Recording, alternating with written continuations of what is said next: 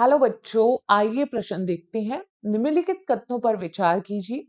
पहला विकल्प है, पहला कथन है ए एंटी पेलेग्रा विटामिन निकोटिनामाइड होता है जो कि दूध, यीस्ट, मांस तथा हरी पत्तेदार सब्जियों में पाया जाता है। दूसरा कथन है कि क्रिप्ट ऑफ लिबरकुहन कोशिकाएं यकृत में पाई जाती हैं। तीसरा है स्ट्रिप्सिन एक पैनक्रियाटिक अमाइलेज है। पहले विकल्प में दिया है ए और बी सही है, दूसरे विकल्प में बोला है बी और सी गलत है, तीसरे में बोला है ए और सी गलत है और चौथे में कहा गया है ए और सी सही है। तो देखिए, अगर हम इस प्रश्न की मुख्य अवधारणा के बारे में देखें तो हम यहाँ पे दिए गए कथनों के बारे में चर्चा करते हैं। तो देखो, जो विटामिन बी 3 होता है, विटामिन बी 3, इसे नियासिन भी कहते हैं, नियासिन, या इसी को कहा जाता है निकोटिनामाइड, निकोटिनामाइड विटामिन। हम देखते हैं ये जल में घुलनशील विटामिन है और अगर इस विटामिन बी 3 की कमी हो जाती है तो उससे जो रोग होता है उसे कहते हैं पेलाग्रा, पेलाग्रा रोग हो जाता है। तो देखो, पहले कथन में बोला है कि एंटी पेलाग्रा विटामिन निकोटिनामाइड होता है, बिल्कुल सही, जो कि दूध, यीस्ट, मांस और हरे पत्तेदार सब्जियों में मिलता है, यह भी सही है। तो पहला विकल्प यहाँ पे सही है। दूसरा बोला गया है कि क्रिप्ट ऑफ लिबरकुहन कोशिकाएं यकृत में पाई जाती हैं, बिल्कुल गलत है।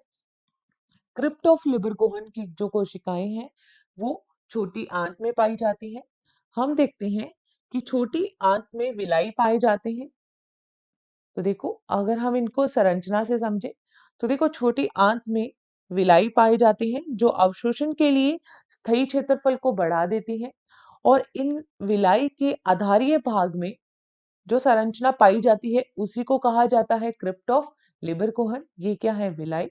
और ये कहाँ पाए जाते हैं? छोटी आंत में पाए जाते हैं, यकृत में नहीं होते।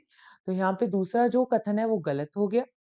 तीसरा बोला गया है कि स्टेप्सिन एक पैनक्रियाटिक एमाइलेज है, यह भी गलत है, क्योंकि स्टेप्सिन एक पैनक्रियाटिक एंजाइम तो होता है परंतु ये पैनक्रियाटिक एमाइलेज ना होकर के ये पैनक्रियाटिक लाइपेज होता है। तो स्टेप्सिन एक पैनक्रियाटिक अर्थात अग्नाशय का एंजाइम है, पैनक्रियाटिक लाइपेज है, जो कि वसा के पाचन में मदद करता है। तो यहाँ पे तीसरा विकल्प भी गलत है। तो देखो, ए सही है परंतु बी और सी गलत है। बी और सी गलत है ऐसा विकल्प दूसरे में बोला गया है। ए सही है, बी सही नहीं है, तो विकल्प पहला गलत हो गया। ए और सी गलत है, नहीं, ए सही है तो ये भी गलत हो गया। सी गलत है तो इसलिए विकल्प चौथा भी गलत हो गया। तो इस प्रश्न का जो सही उत्तर आएगा वो आएगा केवल विकल्प दूसरा या बी। आशा करते हैं आपको इस प्रश्न का उत्तर समझ में आया होगा। धन्यवाद।